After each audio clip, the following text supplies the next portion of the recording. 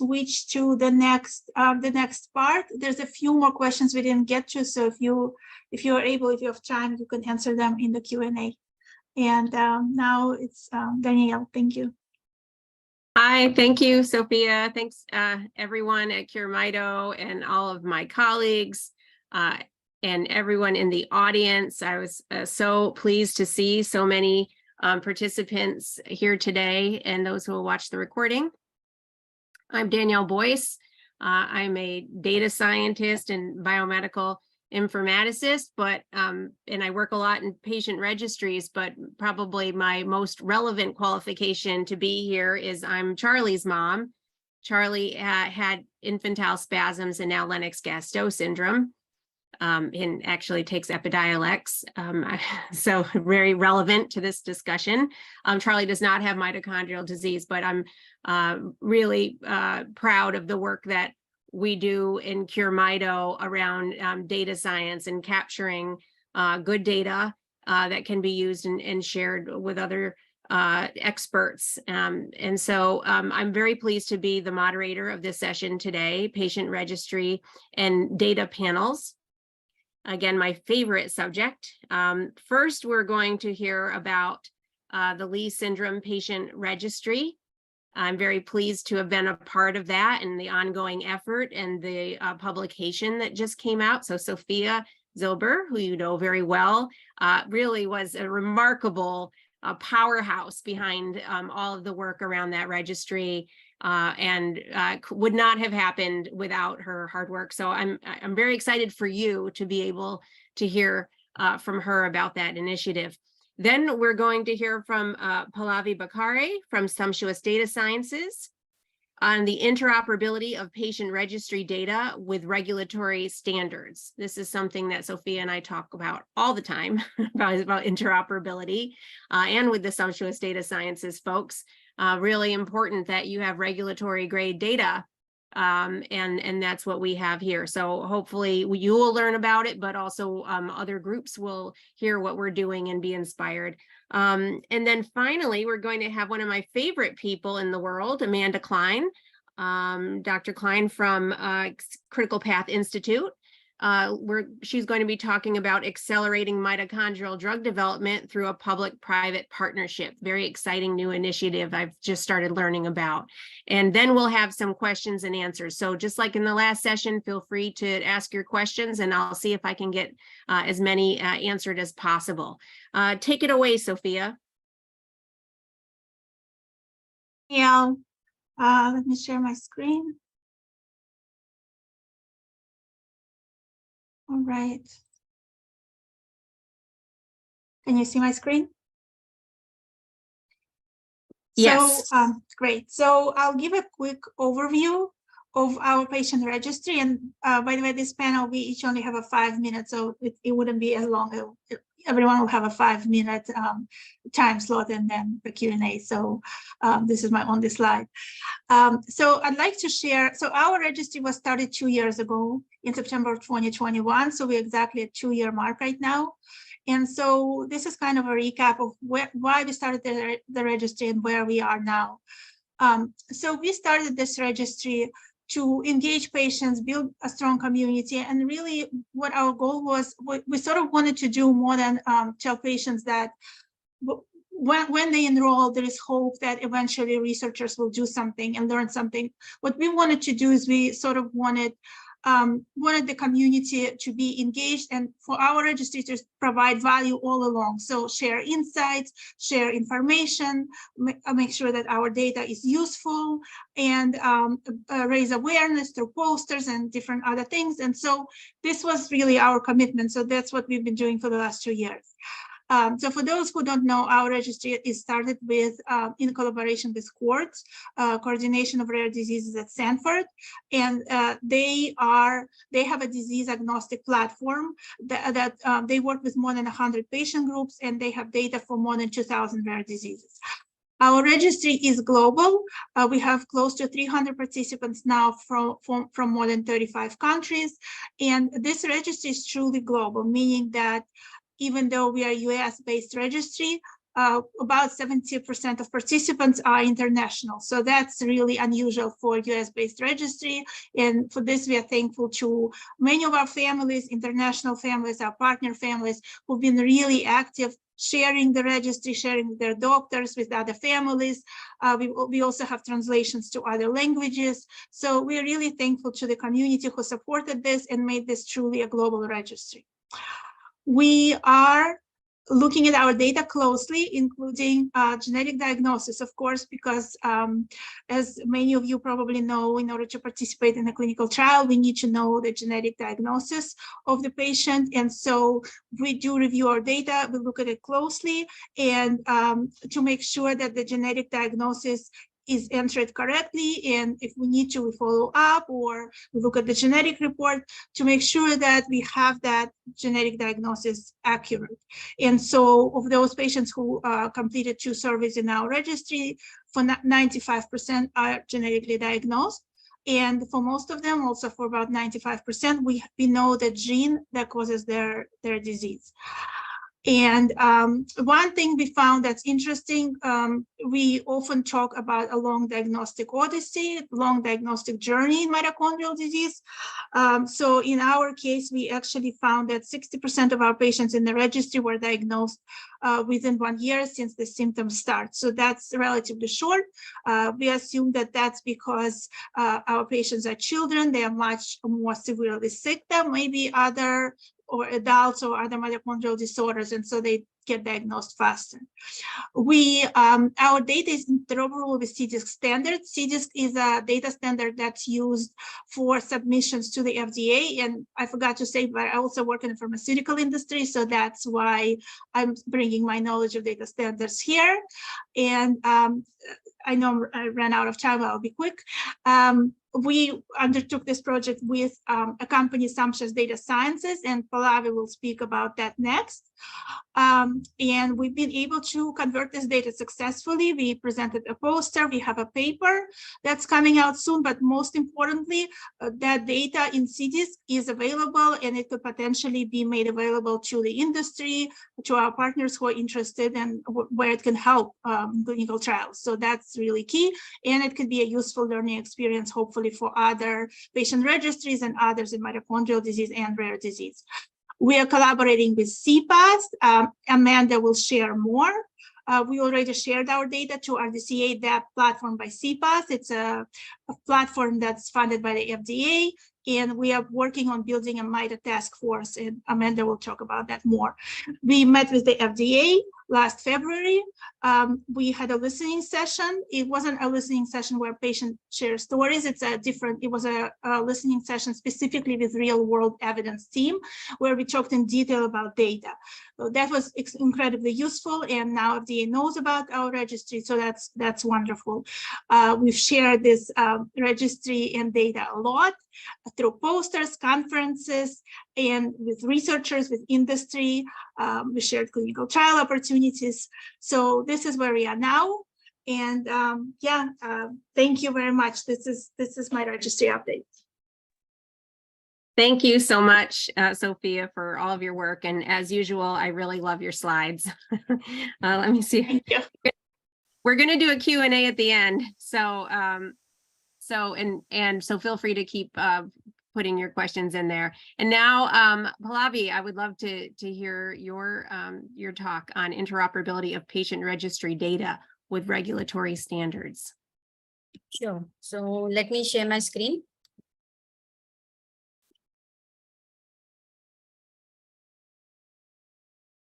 Okay, are you able to see the screen? Yes, I can see it. Okay. Yes, so good morning, good evening to everyone. I'm Pallavi from Sumptuous Data Sciences. So first of all, I would like to take this opportunity to thank Sophia for this presentation about our collaboration with QMITO. So we are working with QMITO Foundation on the interoperability of patient registry data with the regulatory standards. So what, as Sophia mentioned, what do we have here is the patient registry data from the Sanford cohorts, coordination of rare disease at Sanford, and where we are using the NIH survey questionnaire form. So that is the form, the survey form that most of the participants, parents or caretakers have filled it through the QMeto website. And so the form that we use it as a layman's or in a common language, common man's language, we are trying to put it into a standardized form, which is called as CDCES. So many of you may know or may not, CDCES is a clinical data interchange standards consortium. So it is like all the pharmaceutical industries initially had their own set of standards or formats of the data sets, the data that would go to the FDA or any other regulatory body. So what CDCES came up with in around 2000, that now it's a big organization with almost 600 plus companies, in which they transfer the non-standard or the company level or the legacy data into a standard format, so which can be used by the regulatory authorities. So why do we need this? So most of the reviewers like FDA or EMEA, PMDA, wherever you go, they need to have it in a standard form, so that otherwise they will have to first learn every standard of every company and then come up with their reviews. So instead of that, since December 2016, FDA has come up with a compulsion that all the data submitted must be in the CDCES form. So now all the pharma companies, whenever they submit any application, new drug application in FDA, it is in the CDCES form. So what is CDCES? So in CDCES, we have different modules like C-, which is the data acquisition, which is how the data gets collected from the CRF or from the ECG or the lab records, so any electronic reports also. So there they have formed a standard format for it, which is helpful for any company to start a new protocol or a new clinical trial. So the way how they can collect the data. Then SDTM, which is study data tabulation model. So even if the study started before 2016 or company somehow, because of their some limitations, they cannot follow C-, then we can convert that data into the SDTMs. So in a proper format. And then for analysis, there's a limitation in SDTM here that we cannot derive anything. So all the derivations based on like the primary endpoints of the trial, the outcomes, like let's say overall survival, all those calculations are then done in the ADAMS, which is analysis data sets here. And then the statistical analysis is done in some summary tables or listings, or let's say graphs, so which we call as TLFs in our data. So this is like a data life cycle where the data flows from the participant level in form of any database or patient registry and all the way till TLFs. So this is what FDA reviews. So all this while, what they look for is the traceability, like starting from the top of like from any table with particular participant, the data, it should be traceable all the way till the input side, that is the database or the registry. Then the data quality, if there is any more verbatim terms or is it more standardized with using like there are different medical dictionaries. So whether it's conforms with that, or is it the data that was collected sufficient for analysis, and whether it is compliant as per the regulatory agency. So this is what we need to do. So when we started with QMeto in April 2022, we looked at this patient registry data, and then our aim was to convert it so that it's easy for everyone to look for, some standardized form. So what we did, first we started with C-. So converting the data from registry into C-, that is clinical data acquisition standards. So when we looked at the survey form, there were like more than 300 plus variables, and the data that we took in that time had around 190 participants. So now, like Sophia mentioned, we have more than 300 participants in the survey. So then looking at those variables, so everybody is familiar with the Excel sheet. So the columns, so looking at different columns, what the data lies about based on the survey form, we segregated it, sorted it out into domains that we call as per the C- standard. So something like demographics, adverse event, So these are the domains that we came up with looking at the data that so in demographics, now that all of you might be familiar with the survey form. So demographics is the information about the participant, like age, sex, birth date, ethnicity, country, like that. Then biospecimen is any previously donated specimens or samples. Then clinical events is the signs and symptoms of the rare disease, like particularly Leigh syndrome, and when at the onset of the disease. So the data regarding that goes into clinical. So these are all standardized domains that the data goes into as per the standard. The death details, then the disposition will have the consent form for the permissions that the sample or the data can be used for future use. Then associated persons is the data coming from the persons associated with this participant, that is like the parents, legal representatives or caretakers. So like in the form we had like fields like the education and how they feel. So those kind of data goes in AP, relationship to the participant. Then medical history is the other diagnosis besides Leigh syndrome, which was there before the, since inception, like before the, let's say, collection of the data. So that kind of data goes in medical history. Then the genetic testing, the gene mutation, if you know what type of gene mutation has happened. So that particularly goes into pharmacogenomics findings. And the other data like quality of life, if there are any difficulties faced by the participant, then any milestones that they missed as per the regular development of a child, or healthcare utilizations, if they were hospitalized or not. Then the caretaker burden, like as a parent, are there any difficulties that faced by you? So all such questions go into a proper format for questionnaire. So here I also mentioned that these were the, like all the data fields were collected as a horizontal format in Excel. But as per standard, we need to have it in a vertical structure. So for example, if there were 5 lab tests taken, the Excel had like lab test 1, 2, 3, 4, 5 as in columns.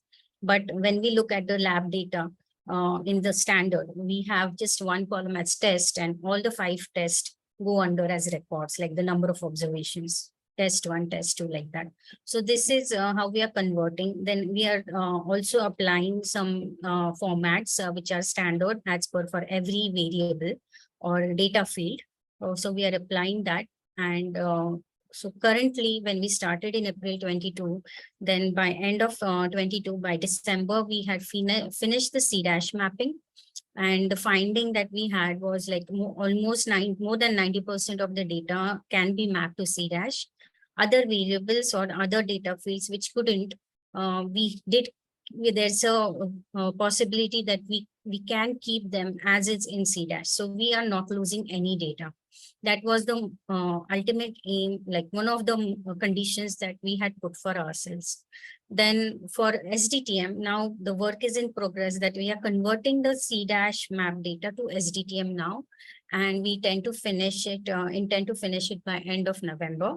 And so as of now, we are expecting that 80% of the data goes in SDTMs. So the domains stay the same. The format is different, structure is different. And so again, the data that we are not able to put in as per the SDTM standards. There is a way that we create some supplementary data sets that we call, in which we keep those variables so that they can be used later on. Again, we are doing this, but how do we validate that what we are doing is correct, or how compliant it is as per FDA? So we are using a Pinnacle 21 validator that is used in the pharma industry, in the data analysis sector. So we are going to use that and generate the validation on the SDTM data sets. So now what we have is that we have the programs ready, the codes ready. So the mapping mechanism is all in place, and we can use it with the next set of snapshot or the real world, that's the registry data. So now we have the data for 190 patients. Then we can go over, and with the current status of the data snapshot, we can again run the same things, and we'll have more data to be used. So how does this standardization help? So it will expedite the representation. So we can put this data, like Sophia mentioned that the CDASH data is available now. So any takers, researchers, academic institutions, or pharma companies.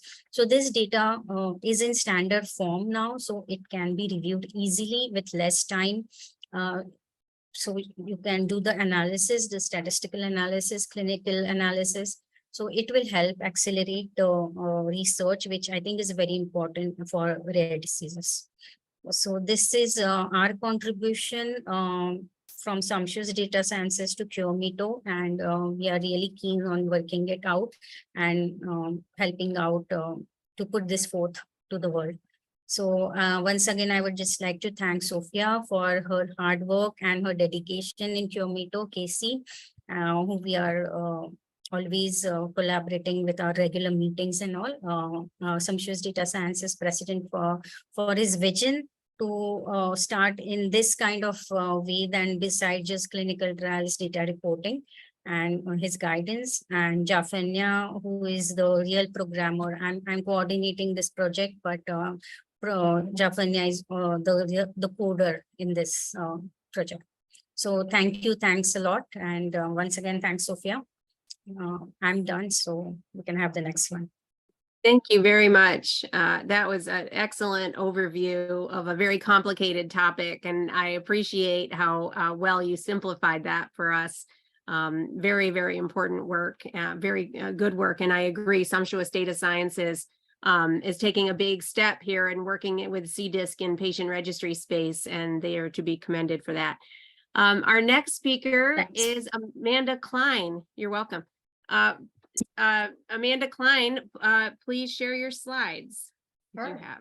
And Danielle, how much time do I have? A couple minutes? Because I know we're going to go through the panel. Yeah, we're going to have Q&A, but you have at least 5 minutes. Okay, I just want to make sure. Okay. All right, can you see my screen okay? Yes. Okay. Well, thank you for having me. And Danielle, it was great finally meeting you in person last week. And Sophia, you have been just brilliant mind, and just the collaboration with CureMeto Foundation. That's really a pleasure for me. So I'm Amanda Klein. I'm from the Critical Path Institute. What we are is a public-private partnership with FDA. But what we do is bring all the stakeholders together to work on an unmet need in drug development. We have over 15 years of expertise, whether it's in pediatrics, neonatology, to Alzheimer's, to transplant. But really, how do we create tools in this pre-competitive space that can help anyone? So anything that we produce in this group is publicly available. And the idea is shared risk, but shared rewards. And really, at the end of the day, how can we help the community being affected by the different therapeutic we're working on? So one of the things that we have at Critical Path Institute is it's a long name, but it's a rare disease cures accelerated data and analytics platform. But the idea is that it's a web-based platform where we share data. So whether it's natural history data, like the CureMeto registry, or completed clinical trial data. But the idea is, how can we take that data, integrate it, and then others, whether it's academics, clinicians, or even industry, use that data, compile it to test hypotheses, to support characterization, even for clinical trial design. Because what we know, especially in rare disease, is that you're going to have a hard time getting a good amount of data to support new endpoints, new therapies. So is there a way that we can leverage the great work of the international community, combine it, see the heterogeneity in the type of patient populations, and that can ultimately help inform new drugs, new therapies being developed, right? Expedite drug development, decrease costs, empower really the entire mitochondrial community to contribute and be part of, how therapies are shaped. And so with this platform, we have successes in other therapeutics, for example, Friedreich's ataxia, where we had a task force, we still do, brought all the stakeholders together, data sharing, and it actually helped with the first drug approved for Friedreich's ataxia. So by leveraging this type of space where we have engagement with regulatory authorities, but also bringing in the mitochondrial community, this is an opportunity. And this is why I'm so excited to be working with Cure Mito Foundation. Astellas has also committed to paying to be part of it, right? It takes money, but it also takes data. So to bring the data together, to bring this in a pre-competitive space that we can leverage for, like Pallavi was really talking about, is, you know, how can we use data that can inform regulatory decision making? Sometimes in practice, we think that, you know, well, we do this in practice, or if we're a individual investigator, why can't FDA just use this data to be, you know, enough for new drugs? But it doesn't work that way. We can't just shoo in things.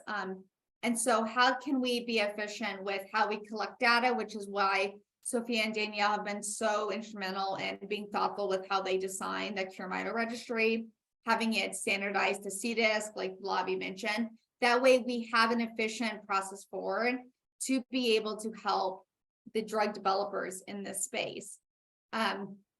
And so that's really what we are discussing, is a new task force specifically for mitochondrial and metabolic disease drug development, leveraging this data analytics platform that can be accessible for anyone who has is part of this. And that way we can lead this this effort, bring everyone together, and really how can we help drug developers and drug reviewers, so FDA, feel confident in the data that goes into reviewing a new therapy. And one of the things that I always think about too is, you know, you've got huge advocates, Danielle, Sophia being two, but obviously everyone on this call today is here because we care and because we want to see new therapies, and we want to see pipelines in development to be in the space. And so an effort like this brings everyone together for that same goal, identifying challenges, prioritizing endpoints, how can we work together with a regulatory lens to get some drugs out there. And so Sophia, Danielle, please feel free to share my slides. I'll share them with you. But this is my contact information, Klein@c-path.org. And really, like I said, it takes three things. One, it takes data sharing. So obviously, Cure Mito Foundation and Astellas are two active that are going to be sharing data to once again leverage the platform. And the second is funds. And Astellas is one example of industry that's committed to this. Thank you. And so we need more funds, industry partners, data sharing, RCT. And most importantly, it's the community of stepping up and saying, we need support for this. We need this to happen. We value this and we want to be engaged. And I'm really happy to be here today. So thank you, Danielle and Sophia. Thank you so much. I'm really just so excited about how all these pieces came together, and Sophia and Casey for designing the panel the way that you did, because the registry, that is the contribution of the patients, and then the CDCES formatting is what allows it to be analyzed more readily, more quickly, more efficiently, and to be taken in by the CPATH federated data system, and that allows for sharing and this volume that we're looking for. I don't know, Sophia or Amanda, or would you like to comment on how this is a model for other diseases? Because a lot of times when we give our talks, the other groups are watching, so how is this kind of work that we're doing, how can other groups learn from that? What advice would you give to other groups who are interested in doing this? Well, is it a question for me? Thank you, Danielle. So I think, as far as Cure Mito Foundation, collaboration is everything. So, in this particular project for CPATH, we definitely want everyone, the whole community, to participate. we've been sharing it a lot through our social media newsletters. We had a meeting where Danielle represented us, so thank you so much. I mean, this project is for everybody in the community. There's no exception. So if you are listening, if you're from the industry, or if you're an academic researcher, doctor, or patient, please reach out to us and just to know how you can participate and how we can get that MIDA task force going.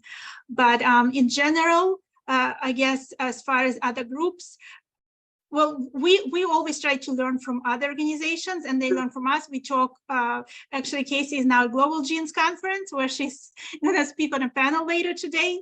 So we try to collaborate as much as possible. And as everybody knows, our projects in general, including Registry or a new website about Leigh syndrome or others, they usually shared publicly, and everyone has a chance to let us know if they want to be involved. And we would like as many people as possible to work together as a group. So we're hoping that that helps the whole community. Awesome. I see another Sorry. question. Oh, Wait, I sorry. just want to jump in. Sorry, Danielle. I'm sorry. I just want to jump in and say that having a registry is such a huge piece of the puzzle to get to drug development. And I know some of you are thinking, oh, it's boring, you know, just putting in information, but that information helps us understand the disease better.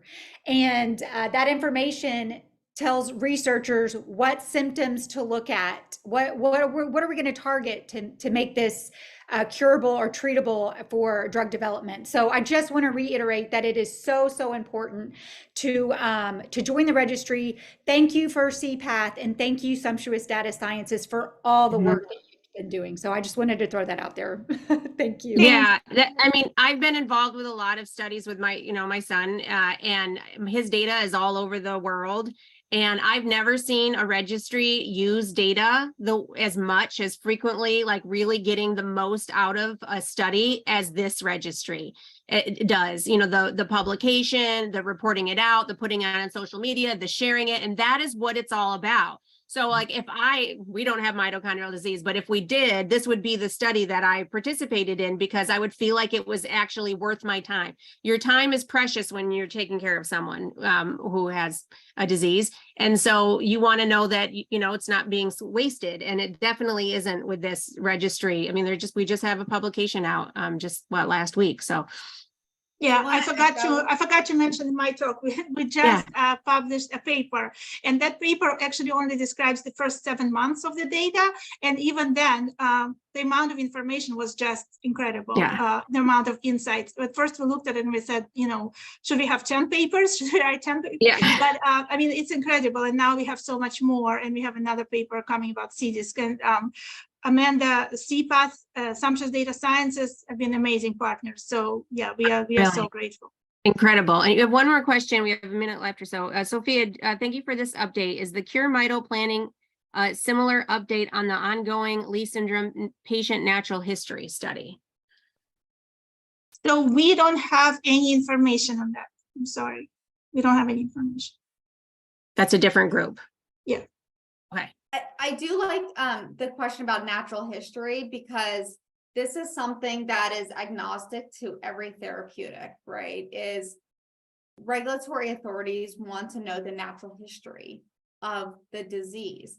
And we have a good understanding of natural history for, hypertension, diabetes, for example. But when we think about rare diseases, mitochondrial, metabolic, and even when we go granular on subtypes, we don't have a good natural history. And this is why it's a challenge for developing new therapies in this space, is because we don't understand the natural history.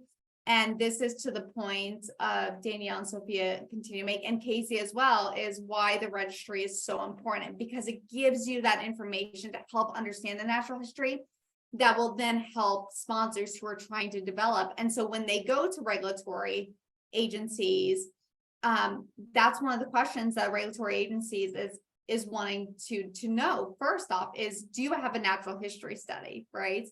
And so data, is not sexy, right? It's boring. It's a lot of going through, but it is so important And I really like how Danielle described it is that this is a way that all of us can work together and contribute our piece to this by sharing data, participating in trials. But from a global standpoint, natural history is so important and the foundational rock needed for any successful drug development.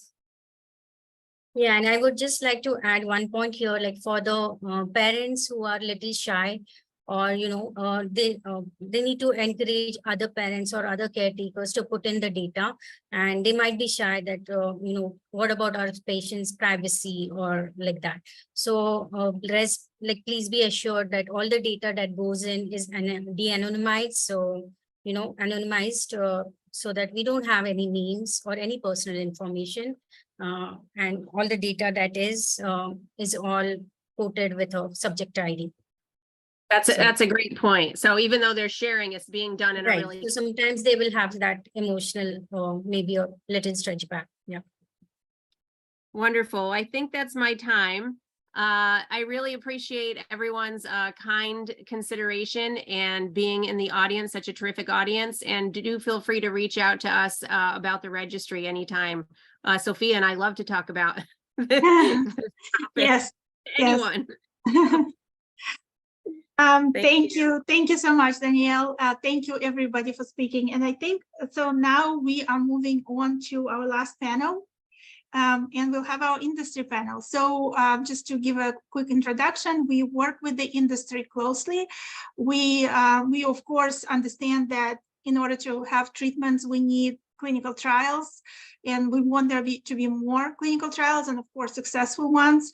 And so this year we've established, in the beginning of 2023, we've established the Corporate Advisory Council so that we can work with the industry closer and we can hear from them what their challenges are, how we can help, and they can also hear from us and our perspective, and we can sort of all be a part of the same conversation. So that's been wonderful, and we are going to continue that into 2024, and we hope to have more. Right now we have 7 companies on it, and we hope to have more next year. So definitely reach out if your company is working in any mitochondrial disease, and if you're interested. We've also spoke to CPATH with the companies that we're working with. So it's been, I hope